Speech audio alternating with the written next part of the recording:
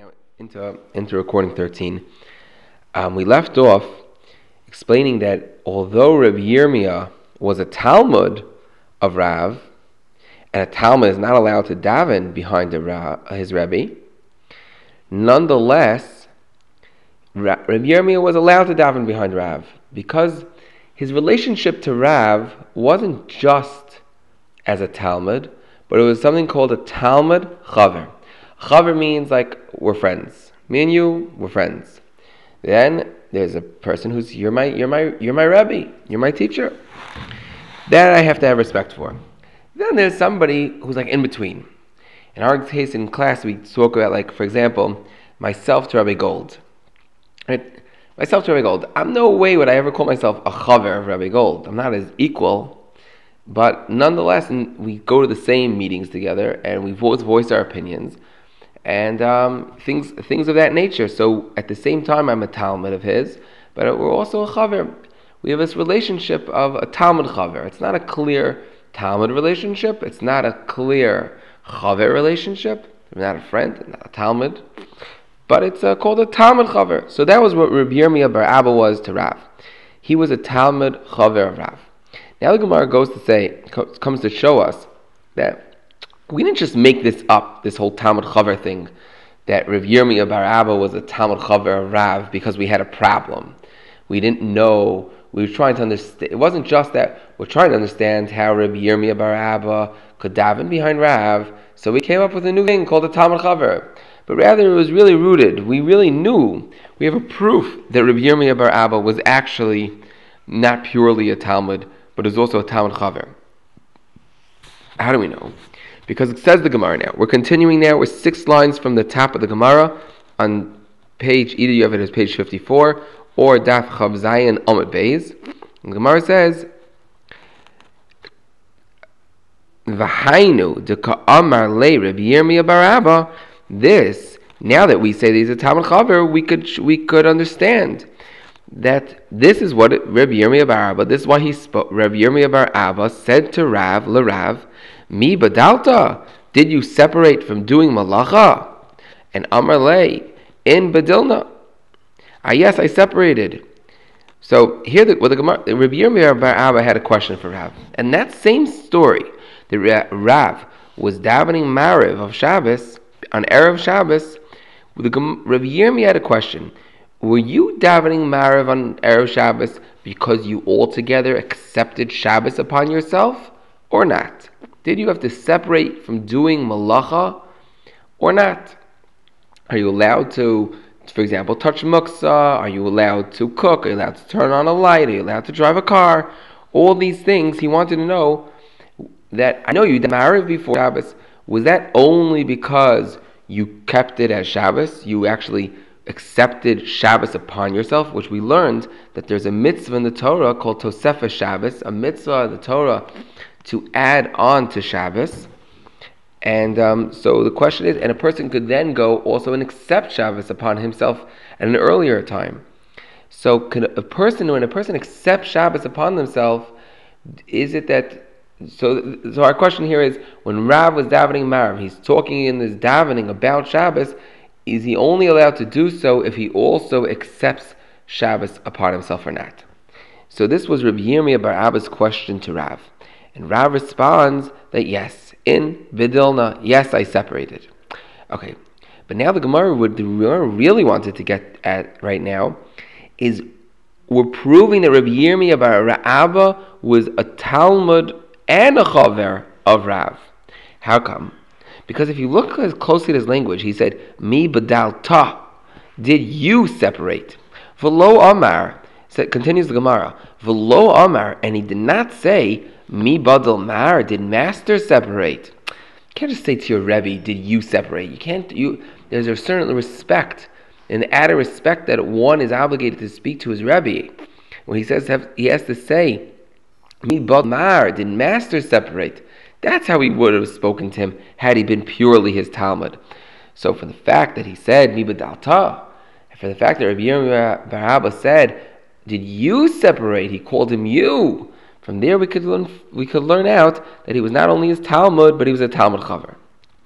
now the Gemara gets into a whole interesting conversation about did Rav really have to separate from doing malacha in order to daven Marav of Shabbos or not? It says the Gemara. Now we're going to continue. We are right now 9 lines from the top. 9 lines from the top, third word on the line. Umi badil. Did Rav really separate badil, like from the language of Havdalah? Like we make Havdalah to separate between Shabbos and Chol. So Umi badil, did you separate? Did you separate from doing malacha? Va'amar Rabbi Abin, va'ha'amar Rabbi Abin. Rav Abin said, Pam achas, one time, hispalo Rebbe shel Shabbos be'erev Shabbos. Rebbe daven shel Shabbos be'erev Shabbos. Right, so he davened the davening of Marav of Shabbos, and he did it on erev Shabbos on Friday.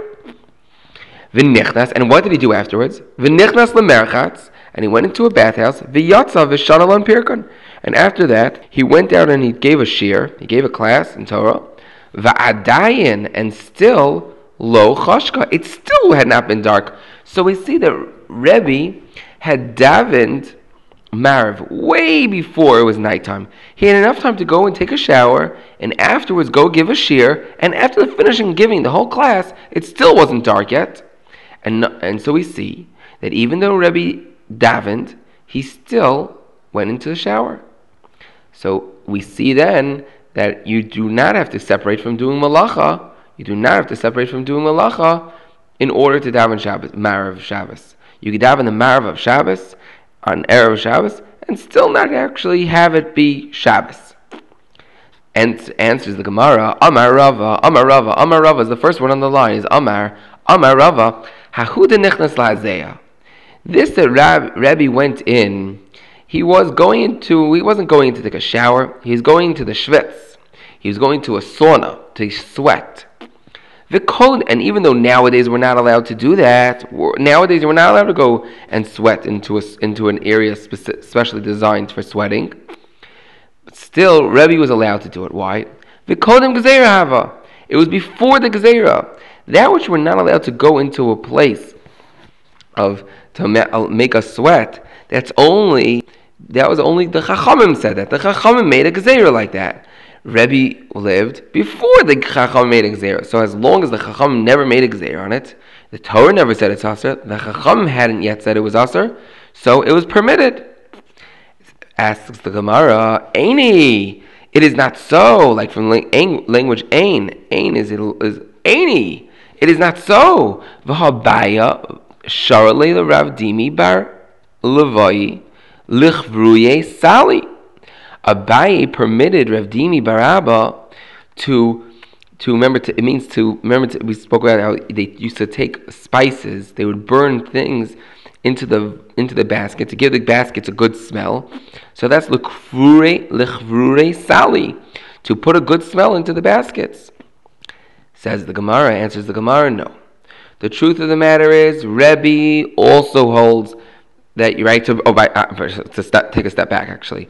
Lichvrui is sali, by the way. So what's the problem with doing that? To do that is the way they did it was they had a coal and they would burn things. That's not permitted on Shabbos. That's one of the 39 malachos. So how did Rebbe do that? If he did it after, how did Abaye allow somebody to do this after davening Mariv on erev Shabbos? We said that in order to daven Marav and erev Shabbos, you have to accept Shabbos upon yourself. Answers the Gemara. The truth is, the conclusion, and this is, by the way, the final conclusion, that a person who, in order to daven Shabbos, Marav on erev Shabbos, must accept Shabbos upon themselves. So why did Abaye permit somebody to do malacha afterwards? Answers the Gemara. Hahu te'usa have. This was a mistake. It was a mistake. What was a mistake? It doesn't mean that Amora made a mistake and Abaye permitted him to do something that wasn't allowed. That we see from the Gemara is not acceptable. The Gemara doesn't even entertain that as a possibility. So what does it mean to Usa? So Rashi explains. To usahave. Look at right on the side of the Rashi. Look on your left side in the Rashi, in the words, in the bold words, to usahave. I'll read the Rashi inside, okay? To usahave. Lo kibul love Tosefes Shabbos. He hadn't accepted upon himself Tosefes Shabbos mishas tefila midas. He didn't do it. He didn't accept Shabbos upon himself with the proper intent because he thought to accept Shabbos upon himself. Ella, what happened? Yoim hamu'unin haya. It was a cloudy day. Because savar chashka, he thought it got dark. V'yachakach, and what happened? Suddenly, wind came along, blew the clouds out of the way. V'yachakach zachachama. The sun shined through. And so they saw that it was really a day. So he had accepted Shabbos, but had been an acceptance by mistake. Okay. We'll see you together soon in the next recording.